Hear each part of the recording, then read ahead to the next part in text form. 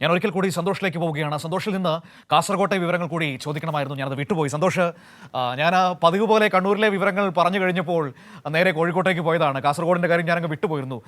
ഏതായാലും എന്താണ് കാസർകോട്ടെ സ്ഥിതി അന്വേഷിക്കുമ്പോൾ മനസ്സിലാകുന്നത് എന്താണ്? കാഞ്ഞങ്ങാട്ടൊക്കെ മഴ പെയ്യുന്നുണ്ട് എന്ന് നേരത്തെ നമ്മുടെ സുഹൃത്തുക്കൾ കമൻറ്റ് ബോക്സിൽ പറയുന്നുണ്ടായിരുന്നു. പൊതുവേ കാസർഗോഡ് മഴയുടെ ഒരു സാഹചര്യം എന്താണ്?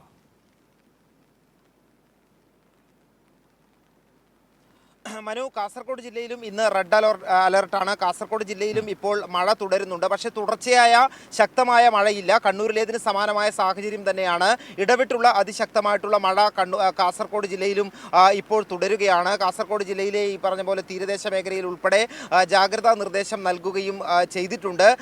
കാസർഗോഡ് ജില്ലയിലെ വിദ്യാഭ്യാസ സ്ഥാപനങ്ങൾക്കും ജില്ലാ കലക്ടർ അവധി പ്രഖ്യാപിച്ചിട്ടുണ്ട്. ഇന്നും നാളെയും കാസർഗോഡ് ജില്ലയിൽ റെഡ് അലർട്ടാണ്. അതിൻ്റെ ഭാഗമായിട്ടുള്ള മുന്നൊരുക്കങ്ങളും മുന്നറിയിപ്പുകളും അവിടെ കൊടുത്തിട്ടുണ്ട്. ഏതായാലും ഈ കാസർഗോഡ് ജില്ലയിലെ പല സ്ഥലങ്ങളിലും തീരദേശ മേഖലയിലും മലയോര മേഖല ഉൾപ്പെടുന്ന പ്രദേശങ്ങളുണ്ട്. അവിടെയും നിലവിൽ ജാഗ്രതാ നിർദ്ദേശം നൽകിയിട്ടുണ്ട്. മഴയുടെ ഒരു അന്തരീക്ഷം തന്നെയാണ് കാസർഗോഡ് ജില്ലയിലും ഉള്ളത്. അതിതീവ്ര മഴ നിലവിലില്ലെങ്കിൽ കൂടിയും മൂടിക്കെട്ടിയ അന്തരീക്ഷമാണ്.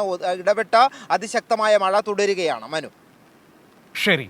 അപ്പോൾ കാസർഗോഡ് ജില്ലയിൽ ഇടപെട്ട് അതിശക്തമായ മഴ തുടരുന്നുണ്ട് എന്നതാണ് ഏറ്റവും പ്രധാനപ്പെട്ടത്. റെഡ് അലർട്ട് തന്നെയാണ്. പ്രിയപ്പെട്ട പ്രേക്ഷകരെ, സുഹൃത്തുക്കളെ, ഞാൻ എപ്പോഴും പറയുന്നൊരു കാര്യമുണ്ട്.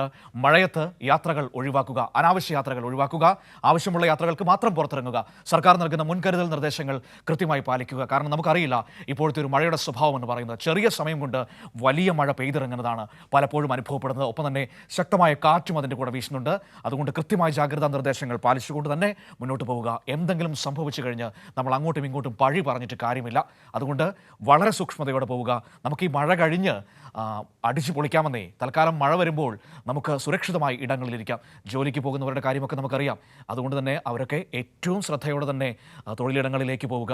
സർക്കാർ പറയുന്ന മുൻകരുതലുകൾ പാലിച്ചുകൊണ്ട് തന്നെ വളരെ ശ്രദ്ധയോടെ ജോലി ചെയ്യുക. കാരണം പ്രകൃതിയാണ്, നമുക്കറിയില്ല എപ്പോഴാണ് സ്വഭാവവും നിറവും മാറുന്നതെന്ന്. അതുകൊണ്ടാണ് ഞാൻ പറഞ്ഞത്, നിങ്ങളോടുള്ള സ്നേഹം കൊണ്ടുകൂടിയാണ് അത് പങ്കുവച്ചത്.